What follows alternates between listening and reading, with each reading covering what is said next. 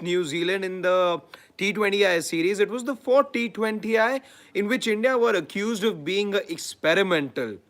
You can go ahead and call this team experimental on the day as well, though the result has changed. And it was a warm up match, so you shouldn't really be holding the Indian team guilty of being over experimental. In fact, that is what I would go ahead and call this Indian team because Jasprit Bumrah didn't bowl a single over. There's a batter that gets retired hurt, there's another one who gets retired out, but then you see him come out to bowl as well. There was a multitude of things that we saw over the last couple of hours at the DY Patil Stadium, which is where you saw the match take place. But why are we late here to talk about that? Well, as you know, we've got multiple roles to do over here. But now that I'm here, I look forward to having a proper conversation. We could have joined you guys about 40-45 minutes back, but wouldn't have been able to do justice to this particular match. So here I am. So shoot away all your questions. Let's talk about what we saw in that warm-up match. The biggest news, obviously, has to be the fact that Ishan Kishan,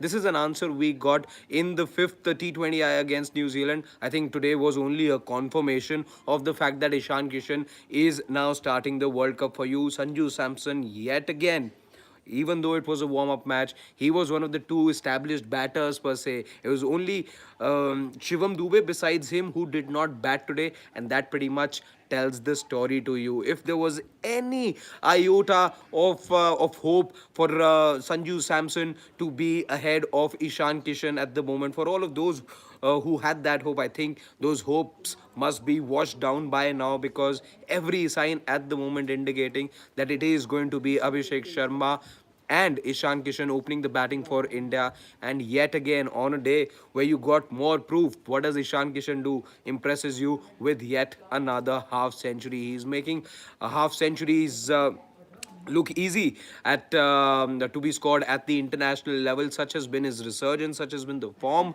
He scored 100 the other day. He's backed it up with a sublime 50 today. Abhishek, though, on the other hand, was a bit rusty to get off the blocks and eventually got retired hurt. But we later saw him, as I said, we later saw him come out and bowl and get that wicket of Marco Jansen as well. Cleaned him up as he tried to outfox him. In fact, was successful in outfoxing him after having been hit for a couple of big boundaries. Having said that, there is a question, Priyanshu's question I'll just take before I delve into more that I saw today. He says that Ishan is overshadowing even Abhishek. That's not easy to do. Very few can do that. Sample size, Priyanshu, limited at the moment. How many innings have we really seen? Just about 4 innings from Ishan Kishan, including today's. Very, very good as things have been till now. But am I fully convinced that he is better than Abhishek, or he's doing enough for one to say that Abhishek has been overshadowed? Perhaps. I'm not convinced. I would want to see a couple of more such knocks, and for a team that a Mahendra Singh Dhoni goes ahead and says is dangerous without an Ishan Kishan coming into the mix. Because when that interview was done, I remember India had just started about that particular match, the fifth match. That was the day that interview with MS Dhoni. You must all have seen clips of that on Twitter. Having said that, now if you add an Ishan Kishan, an on-song, dangerous-looking, flamboyant Ishan Kishan who's willing to take the risk as well, willing to take the attack to the bowlers. If Mahendra Singh Dhoni can say this team is dangerous, well, what more do you really add? What more do you really have to say about this team?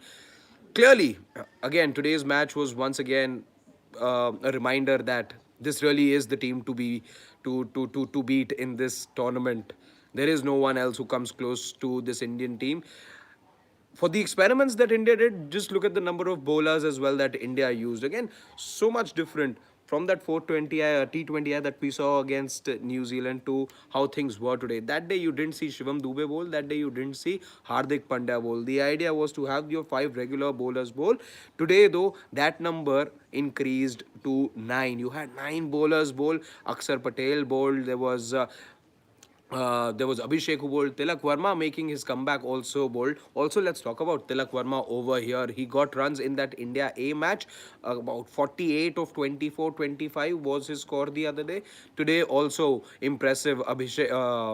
Tilak Verma on his return. There were some doubts lingering, but it was not just good to see him in flow with the bat. He was able to play all his shots, but it was also heartening to see that he's absolutely fit enough, because you could see him bowl as well. So that was even better to see from how I look at things. Will he be used as a bowler though? Was this a sign? Absolutely not. This is not what I believe in. India do have six bowling options on all days. You don't really need Tilak to be your seventh bowler, or Abhishek to be your eighth bowler. I don't think those situations will arise. But if at all you are required the services of any of these two, including the man who's making his return to international cricket, then nothing better that you could have asked for, nothing more that you can ask for at the moment. The fact that you have everyone looking good right now. Sanju Samson, yes, I think now the conversation around Sanju Samson will subside even more, and it should. Perhaps you're looking at an 11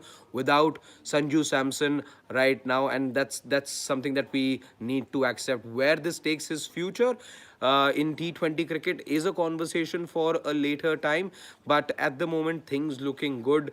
I will just run you through the scores of the others as well before I get into the bowling performance of this Indian team. I've spoken about Tilak, Abhishek and Ishan already. Suryakumar Yadav, showing that he does know where his fourth and fifth gear are.